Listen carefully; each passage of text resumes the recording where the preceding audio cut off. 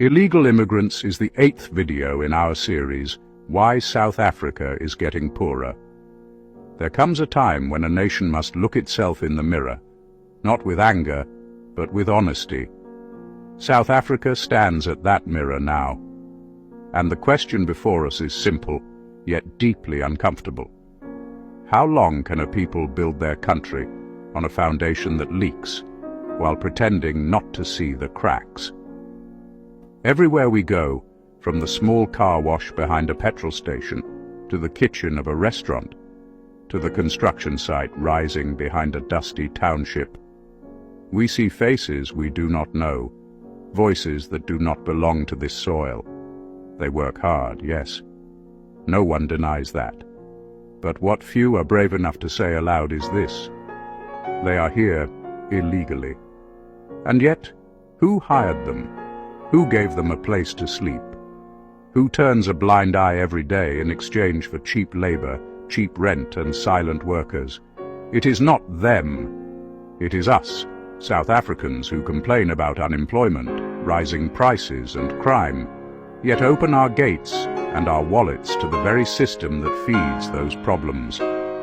At first, it feels harmless. A small business owner says, "These workers don't complain. They accept less pay." A homeowner says, "He just needs a room. It's extra income." A restaurant manager says, "She's faster and she won't argue." But bit by bit, a silent economy is built, one that undercuts the legal one that thrives on avoidance, of tax, of regulation, of fairness. When illegal immigrants are employed for less, they drag down the value of labor itself. Suddenly, South Africans are told, "You're too expensive," not because they are lazy or unskilled, but because they cannot live on crumbs. This is not competition. This is quiet economic sabotage, done not by foreign hands, but by local choices, by us. And then comes housing, the hidden crisis. A landlord looks at a shack, a room, a back cottage and says, "Why not rent it to 5 foreigners instead of 1 local?" The result? Rents rise, overcrowding spreads. Basic services collapse under pressure never planned for. Then the same communities begin to complain. The area is unsafe. The houses are too expensive. There are too many people. But who created that demand?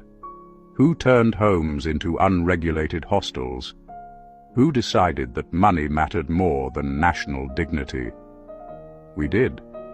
We are both the victims and the culprits of our own decay. When illegal labor thrives, wages fall. When illegal tenants multiply, housing becomes scarce. When both go unchecked, social tension grows, and soon crime follows close behind. And yet, the people most affected are not the powerful. They are the poor. The mother who cannot afford rent because her area is now overcrowded. The young man who cannot find work because he demands fair pay. The shopkeeper who closes down because informal traders, protected by nothing but numbers, sell without tax or license. This is not hate. This is arithmetic. You cannot pour water endlessly into a small cup and expect it not to overflow. The problem is not only at the border. It lives in the choices made every day by ordinary citizens, by you and me. We have created a system where survival has no rules and compassion has no discipline. We pity the foreigner, but punish our own. We protect outsiders from hunger, but leave our youth to starve.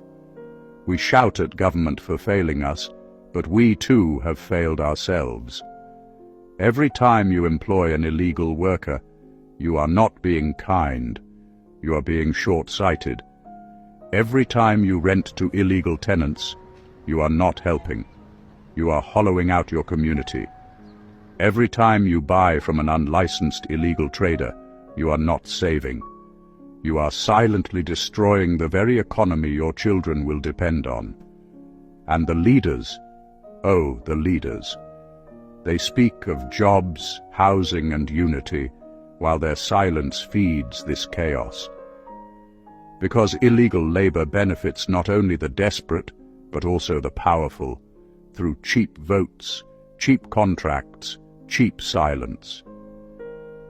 It is the same story in every township, every city. Those who shout, "Foreigners must go," are often the same ones who pay them under the table the next morning. That is not integrity. It is hypocrisy wearing patriotism as perfume. When borders become ideas instead of boundaries, a nation loses its identity. Culture erodes, language fades, law becomes suggestion. Then we wake up one day to find our children asking, "What does it even mean to be South African?"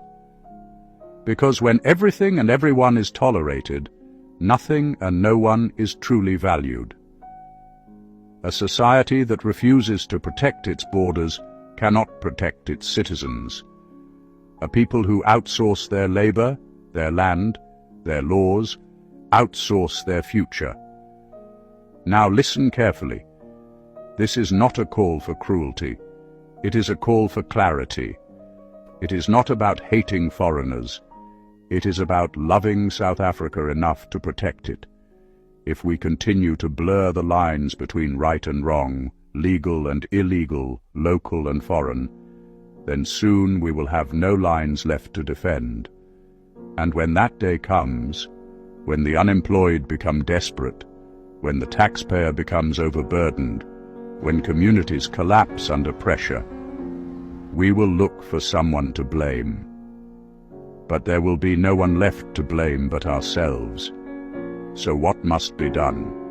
First, we must stop pretending. Illegal employment is not help, it is harm. Illegal housing is not business, it is exploitation.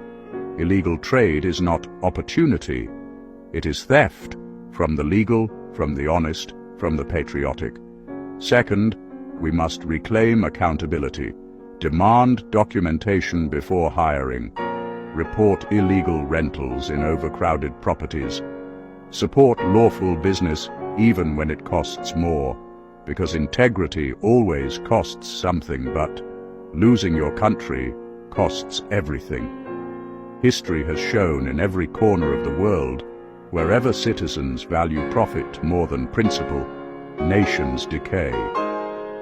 But where citizens stand firm for law, fairness, and dignity, nations rise, even from ashes.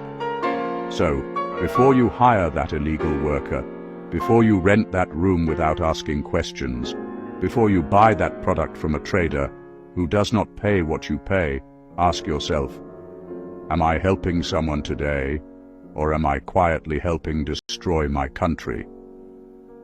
Because the truth is simple, South Africa. Every act of convenience that breaks the law slowly breaks the nation. Don't forget to like, share, and subscribe the channel.